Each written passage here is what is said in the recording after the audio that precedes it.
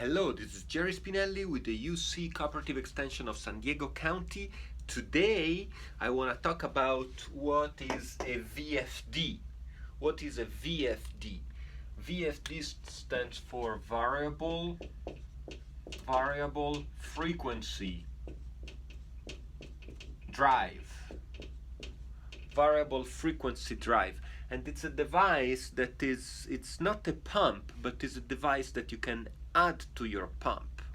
But before, this device allows you to achieve a goal. But before I tell you what goal it allows you to achieve, I need to tell you how a normal centrifugal pump works. And to do that, I'm gonna tell you a story. So in my previous life, I used to be a butler, and I used to work for this really rich guy, and that had this really big house with 3 floors. It had 3 floors, and here's the roof of the house, and each floor had a bathroom. And to go to each floor there was a staircase. So these are the staircases. And my boss every time wanted me to set his bath at a different bathroom at a different floor. And so I had to walk up the stairs with these buckets of water to prepare the bath for him. And so this table here tells us how many buckets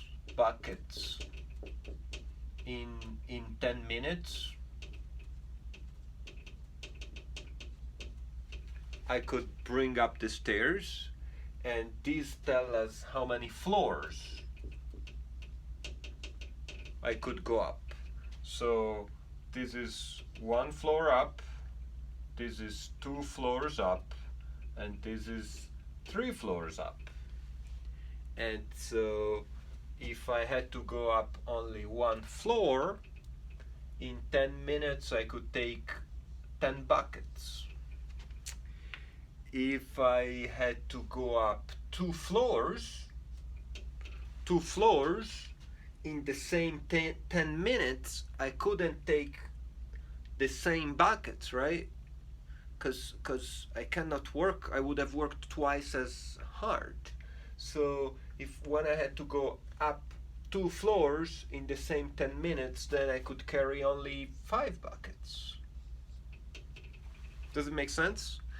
And when I had to go up 3 floors, in the same 10 minutes, I would only be able to take up there only 2 buckets. So now, and this is kind of makes sense, right? Because if in the same time you ask me to do more work, to go up more in elevation, then I can take less quantity of water, because those buckets are heavy, right? That water is heavy. So a pump works exactly that way. So let me plot it here for you. The only difference is that instead of floors, instead of elevation, we will call it pressure. So instead of up in terms of floors, in terms of elevation, here we'll call it pressure. But when you think about pressure, you can think about like how much up can that water go, right? The other way to visualize it is saying, okay, here I have a pipe, there is a certain pressure in this pipe. If I make a hole here and I put a hose that is vertical, if there is a lot of pressure here, then the water will get all the way up there if it's open to the atmosphere. If the pressure here decreases, then this level will drop down here. So in that sense, pressure is elevation. It can be converted in elevation. And here, instead of saying buckets in 10 minutes, we will say gallons. That is still a unit of volume of water per minute. Gallons per minute. So now we have pressure and gallons per minute, and we will plot it here. On the y-axis, we'll plot pressure, and on the x-axis, we'll plot GPM, gallon per minute. And so if I were a pump, I could say, okay, one unit of pressure, whatever unit we decide to use, 2 units of pressure and 3 units of pressure. So 1 corresponds to 10, which is here. So let's put a point here, right? And then 2 pressures corresponds to 5, which is here, 5. And 3, I want my 3 to be at the right distance, and here we have 2. So we end up with a curve like this, with a negative relationship, right? And that, again, hopefully thinking about the stupid example of me going up the stairs with the buckets of water, kind of in your head kind of makes sense why this curve as a negative relationship, right? Because if you're asking me to push a larger volume of water in the same time, then I will not be able to push it as high, right? Or on the other hand, if you're asking for me to carry less volume of water in that time, then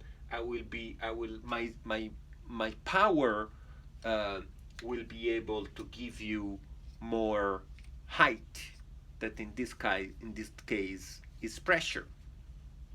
Okay, so why do we care about this relationship? Why am I boring you with all this stuff? Why am I saying if you at the larger flow rate is associated a lower pressure, and at the lower flow rate is associated a high pressure? This is what a pump can produce. Why is this interesting? Why is this important? Well, if I'm irrigating, and this is my block 1, that is 1 acre, block 1, and block 2 is 2 acres, block 2, well, presumably my block 2, if the irrigation system design is the same, will take twice as much water in time as block 1. So say that block 1 takes 100 gallons per minute, then block 2 will take 200 gallons per minute. And these are just numbers that I made up, but you could calculate how many nozzles, if you're using sprinkler irrigation, you could calculate how many sprinkler head you have in that 1 acre. Say you have 50 sprinkler head, you could calculate how much gallons per minute each nozzle produces at that pressure. Says it produces 3 gallons per minute. Now 3 gallons per minute times 50 nozzles, you will have 150 gallons per minute. That's how I came up with this 100 here. Or say that you have a drip tape, and you calculate how many linear feet of drip tape you have, and then from the specs you get that, say, 100 feet of drip line produces half gallons a minute, and by multiplying the total linear length of the drip tape, you come up with this 200 gallons per minute. So what happens when you irrigate this block? When you irrigate the block that takes 100 gallons per minute, let's go back to our curve, and let's say that this this one here was 100 psi. Let's have some more reasonable numbers. Let's say that these are psi, and let's say that these are 20, 50, and 100 gallons a minute. Actually, let's say that these are 200, and let's say that these are 100, and let's say that these are 50. And so now we have some more reasonable numbers here. Although maybe 200 is a lot, so let's go back here and say 150, 150 psi. All right, now it's more reasonable. So when I open, say that my pump is here, right? Say that the pump is in the middle. Say that the pump is here in the middle. Pump. Here's the pump, and here's the main line that takes it to block 1, and here's the main line that takes it to block 2. So when I turn on my pump, the block is requesting, so to speak, from the pump 100 gallons per minute. So we are here in the curve, and so that at that flow rate the pump produces 100 psi. So this block will receive 100 psi.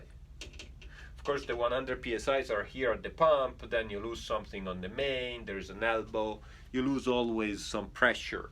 But let's say that you lose 10 psi on the main and on the elbows and on the filters of the pump and blah blah blah. This block will receive 90 psi. Conversely, when you irrigate this block, the larger block, 200 gallons per minute, the pump at 200 gallons per minute produces only 50 psi. So this block will receive 50 psi here. So, and when you remove 10 psi because of the friction in the pipe, etc., this block will get 40 psi. Now this is just an example, but you can see how challenging would be to irrigate at such a variable pressure. Now actually 90 psi is too much even for sprinklers, and 40 psi is a little low for impact sprinklers, and maybe is good for some micro sprinklers. So how would you deal with this problem? Well, the easiest way is to split this block in two, right, and irrigate 1 acre at a time. Now each of your blocks is receiving the same pressure. Okay, let's try a more real example here. Let's say that this is the map of my farm that I want to irrigate, and let's say that these blocks are defined, and so at least in the short term I cannot change them. So I need to irrigate these blocks, and I need to decide what block is irrigated with the other one. So up here I color coded, and we said, well, okay, let's irrigate block 1 together with block 6, and here I put them together, and it will give us a total area of 1.5 acre. And then 2 goes with 7 for 1 acre, and 3, 4, and 5 go together, another 1.5 acre. And let's say that there are 50 sprinkler head per acre, which is a reasonable number, and let's say that each sprinkler head puts out 3 gallons per minute, which is also a reasonable number. So in this case, each acre will take 150 gallons per minute. Now it's more complicated than that, because how much flow rate the nozzle puts out also is a function of pressure, so it's more complicated than that. But for now, for our purposes, let's assume that 1 acre, each acre in my farm will take 150 gallons per minute. So I calculated the numbers here. The set where we are irrigating at the same time 1.5 acre will take 226 gallons per minute, and so on, 160 and 129.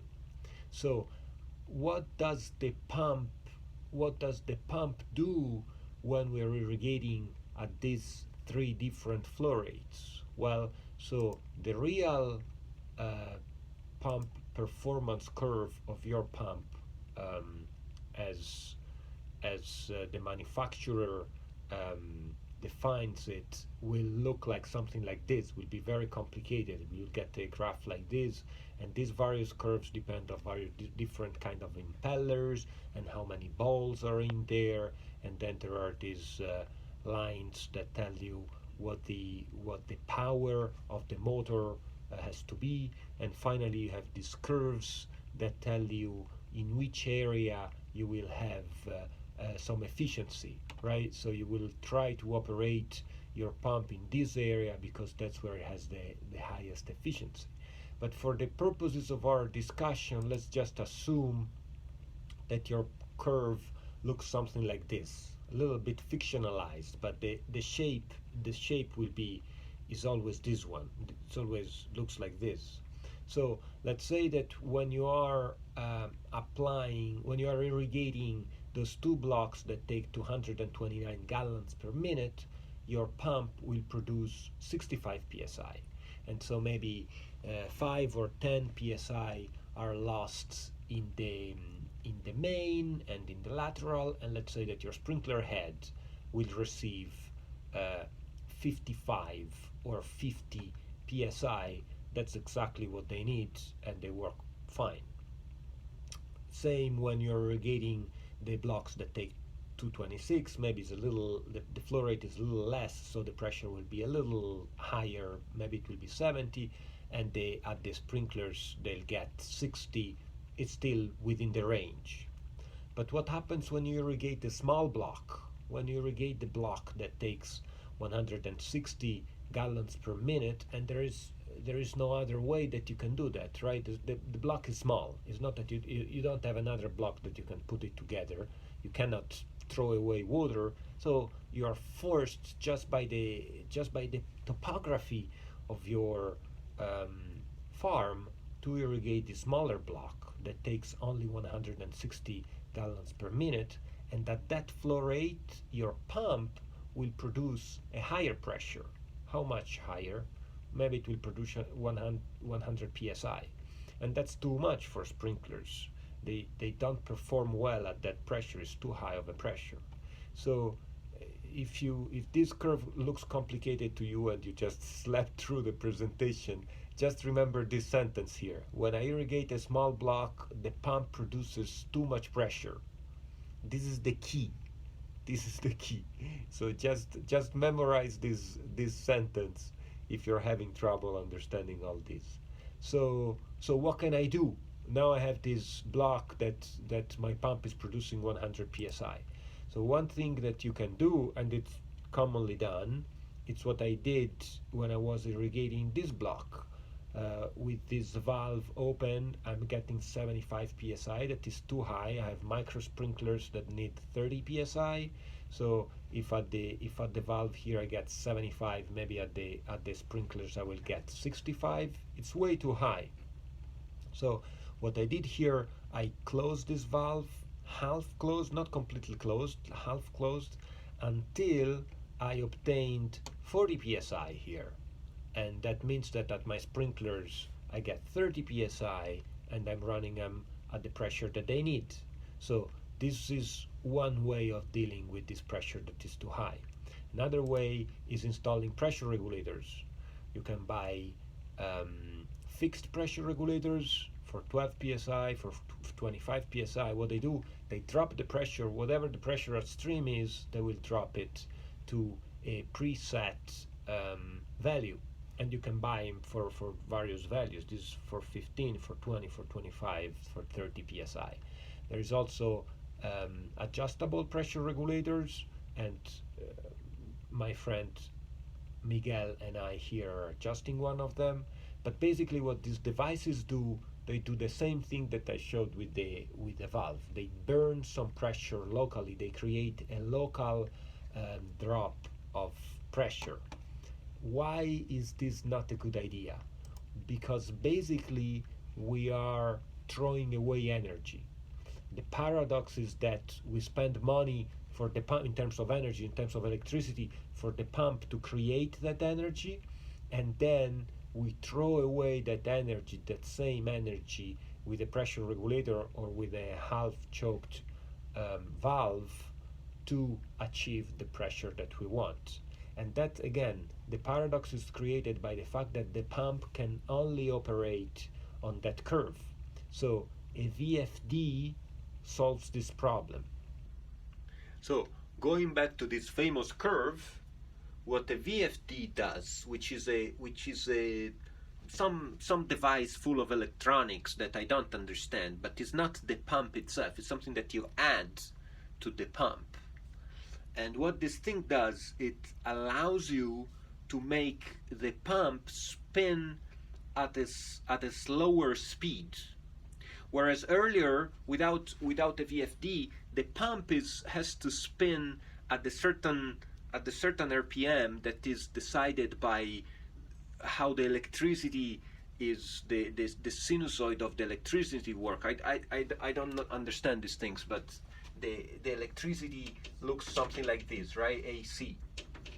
And it's 60 hertz or 50 hertz or something like that, and that shape determines how fast your electric motor spins, and that electric motor runs your pump. So that's why without a VFD you're forced to this curve. So with a VFD you can say, well, okay, pump, you at 100 gallons per minute you could give me 100 psi, but I actually want only 80. So operate here. I know that you would have the capacity, like you would have the power to operate up here, but I don't need all that pressure. You can operate down here. So a VFD, and you can hear it when you operate a VFD. You can actually hear it, that it starts spinning slower.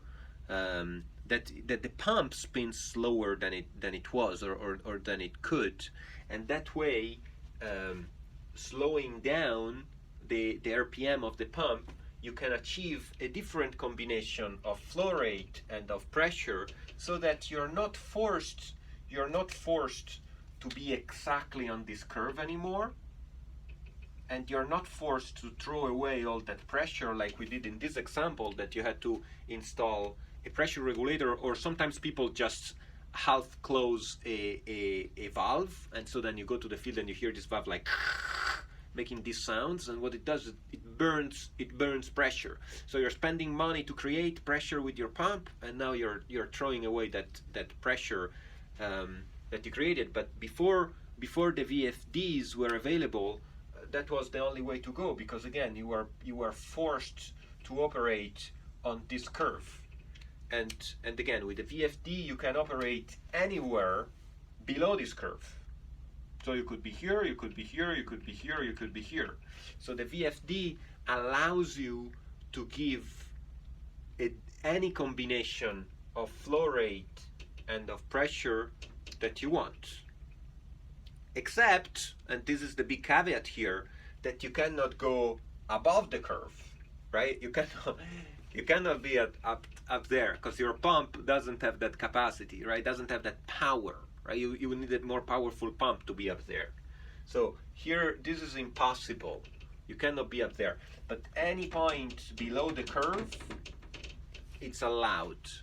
And this is very good, because it allows you a lot more flexibility in what blocks you decide to irrigate and how you operate your irrigation system, and it allows you to save energy, because now you don't need that half closed valve or that pressure regulator whose job was just to throw away pressure and throw away energy. So now you're saving energy too. And typically on the VFD you will set at the certain constant pressure. Some have a dial, some have a display where you can punch in numbers, but typically it will make the pump operate like in this example. So if you're irrigating the large block that takes 229 GPM, the pump will give you 65 psi. If it's 226 or even it's 160 GPM, the VFD will slow down the pump, and sometimes you hear it like it spins slower, and it will give you at 160 psi. Remember earlier we were all the way up here at 100 psi, that was too much. Now we have a VFD, it will slow down the pump so it can always gives us 65 psi. So when I'm irrigating the large block, I get 65 psi, so my sprinklers get 50, that's what they need. When I irrigate the small block, still the pump produces 65 psi and the sprinklers get 50, and that's what they need.